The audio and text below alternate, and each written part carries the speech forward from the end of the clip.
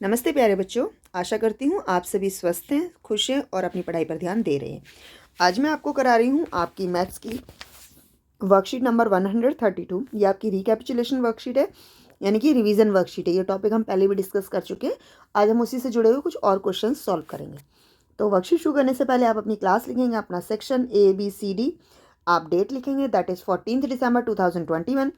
Class अपना नाम लिखेंगे और अपनी टीचर का नाम लिखेंगे और उसके बाद अपनी वर्कशीट स्टार्ट कर देंगे। तो आइए शुरू करते हैं। दिए गए पहला है चित्र पहले। दिए गए चित्रों को एक जैसा बनाने की कोशिश की गई थी, परंतु बनाते समय चित्र 2 में कुछ गलतियां हो गई हैं। आप किन्हीं 4 गलतियों को ढूंढकर अपने अध्यापिका के साथ साझा कीजिए। इन 2 चित्रों में कुछ खास गलतियां समझ में आ नहीं रही हैं, पर जो मुझे समझ में है वो मैं आपको समझा देती हूँ। देखिए, सबसे पहले ये इमारत जो गिर रही है, इसमें खिड़की नहीं है ना, खिड़की नहीं है। दूसरा जो मुझे इसमें समझ आया वो ये देखिए, जो धुआं उड़ रहा है यहाँ पर, ये जो मिट्टी का धुआं उड़ रहा है, ये नहीं है ना। उसके बाद जो मुझे समझ आया, इसकी देखो यहाँ पर जो बाजू है ये अलग है, और यहाँ पर इसकी ये जो इधर ये वाला सैनिक है, इसकी ड्रेस भी अलग है, यानी कि कपड़े अलग हैं। आपको इनके अलावा और भी कोई अगर इसमें कमियां दिखाई दे तो आप वो भी आराम से साझा कर सकते हैं, क्योंकि मुझे इसमें ज़्यादा ढूंढने से इतना ही मिला है। आप अच्छे से और देखिए, हो सकता है आपको इसके अलावा भी कोई कमी मिल जाए। ठीक है, तो अब हम आगे शुरू करते हैं। आगे क्या है? सोनम और सफीना के मोहल्ले में एक पार्क था, लेकिन उसकी देखभाल ना होने के कारण वह अब बहुत बुरी हालत में था। मोहल्ले वालों ने एक दिन आपस में मिलकर सोचा कि क्यों ना इस पार्क को ठीक किया जाए। सभी लोगों ने मिलकर फैसला किया कि वे पार्क के चारों ओर बाड़ लगाएंगे। बाड़ यानी कि जो लोहे की तार लगाई जाती है इस तरीके से, ताकि कोई जानवर पौधों को खराब ना कर सके। इसके अतिरिक्त उन्होंने सोचा कि पार्क को 2 बराबर हिस्सों में बांटेंगे। एक हिस्से में पेड़ लगाएंगे और दूसरे हिस्से में बच्चों के लिए झूले लगाएंगे। ठीक है, ये 2 हिस्से बना दिए गए, यानी कि इधर की तरफ मान लो पेड़ और इधर झूले लगाए जाएंगे। वे सब लोग अब हिसाब लगाने में लग गए कि इस काम में कितने रुपए खर्च होंगे। आइए आप भी हिसाब लगाने में उनकी मदद करते हुए सही उत्तर छांटिए। अब आप देख लीजिए, इस पार्क की जो लंबाई है, लंबाई जो है वो कितनी है? 10 मीटर, और चौड़ाई है 20 मीटर। ठीक है, अब इसको आधा कर दिया गया, यानी कि 10 मीटर और 10 मीटर में क्या बनेंगे? पौधे लगेंगे, और इधर के 10 मीटर और 10 मीटर में क्या बनेंगे?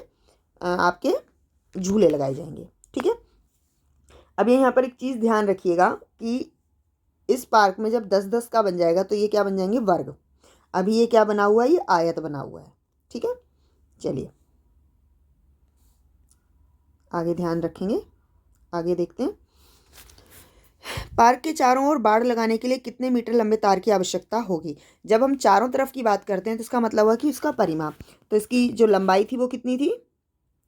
लंबाई जो थी वो थी 10 मीटर, और चौड़ाई भी जो थी वो थी 20 मीटर। ठीक है, 10 मीटर और 20 मीटर। तो जो परिमाप का फॉर्मूला होता है, वो परिमाप का फॉर्मूला क्या होता है? परिमाप का फॉर्मूला होता है 2 लंबाई जमा चौड़ाई, यही होता है। तो अब इस पर लिख कर देख लीजिए। 2, इसका ब्रैकेट का मतलब है कि इससे गुणा हो रहा है। 10 जमा 20, तो ये हो गया हमारा 2 गुणा 30। तो 2 गुणा 30 करेंगे तो कितना आ जाएगा? 2 तिया 6, यानी कि 60 मीटर जो है इसमें हमें तार लगाना पड़ेगा। तो इसका सही उत्तर क्या हो जाएगा? इसका सही उत्तर हो जाएगा 60 मीटर। तो आप इसी तरीके से लिख लीजिएगा, यहाँ पर लिख लीजिएगा परिमाप। अब इसका उत्तर मैं लगा दूं।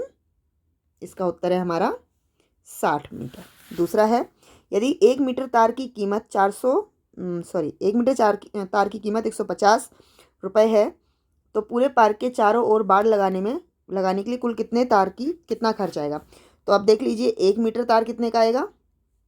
वो आएगा 150 रुपये का, और टोटल हमें कितना मीटर चाहिए? 60 मीटर चाहिए, है ना। तो हम कैसे इसे सॉल्व करेंगे? इसे हम सॉल्व करेंगे 50 गुणा 60, 150 गुणा 60। तो इसे हम किस तरीके से, आप ऐसे भी गुणा कर सकते हैं। 150 को गुणा करेंगे 60 से।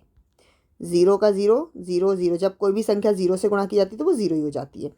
तो 6 को 0 से गुणा करेंगे तो 0, और 6 को 5 तक पाड़ा पड़ेंगे तो 6 पंजे 30, यानी कि 30 का 3 0, हाथ से लगी 3, और 6 कम 6 और 1 9, 6 और 3 9, 0 और 9, यानी कि कितने रुपए की आवश्यकता पड़ेगी? 9,000 रुपये की आवश्यकता पड़ेगी। ठीक है, तो इसको सही से लिख देते हैं। 9,000 रुपये की आवश्यकता पड़ेगी। आप सॉल्व इसी तरीके से करके दिखाएंगे जैसे मैंने सॉल्व किया है, पर आप सिर्फ उत्तर बाद में टिक करेंगे, जो कि है 9,000 रुपये। आगे देखिए, यदि आधे पार्क को झूले लगाने के लिए खाली छोड़ा जाएगा तो पार्क के कितने क्षेत्र में घास और पौधे लगाए जाएंगे? अब आधा हिस्सा जब छोड़ दिया गया तो यानी कि आधे हिस्से को कैसे छोड़ा जाएगा? आधे हिस्से को इन्होंने छोड़ा 10 गुणा 10, है ना, यानी कि 1 स्क्वायर हमारे पास बनता है। अब हमारे पास कितना एरिया बचेगा? हम इसका क्षेत्रफल निकाला है, तो वर्ग का क्षेत्रफल क्या होता है? ए स्क्वायर, है ना, यानी कि 10 को की पावर 2। तो ये 10 की पावर जब हम 2 करेंगे, यानी कि 10 को जब हम 2 बार गुणा करेंगे तो कितना आ जाएगा? 100 आ जाएगा, यानी कि 100 वर्ग 100 स्क्वायर मीटर। ठीक है, क्योंकि स्क्वायर लगेगा हमेशा जब भी क्षेत्रफल निकलता है तो उसके ऊपर 2 लगता है। चलिए इसका आंसर भी मैं लगा देती हूँ, ये आपको मैं दोबारा समझा देती हूँ, क्योंकि सॉरी, जब हमने इस तरीके के पार्क को आधा किया, यानी कि इधर भी 10 था, इधर भी 10 था, इधर भी 10 था, इधर भी 10, इधर भी 10 और इधर भी 10, और ये जो बीच की लाइन डाली गई ये भी 10 हो गई, तो यानी कि ये क्या बन गया हमारा? ये हमारा बन गया वर्ग। वर्ग जिसकी चारों भुजाएं बराबर होती हैं, ऐसी आकृति जिसकी चारों भुजाएं बराबर होती है इसे हम वर्ग कहते हैं। और वर्ग का क्षेत्रफल कैसे निकाला जाता है?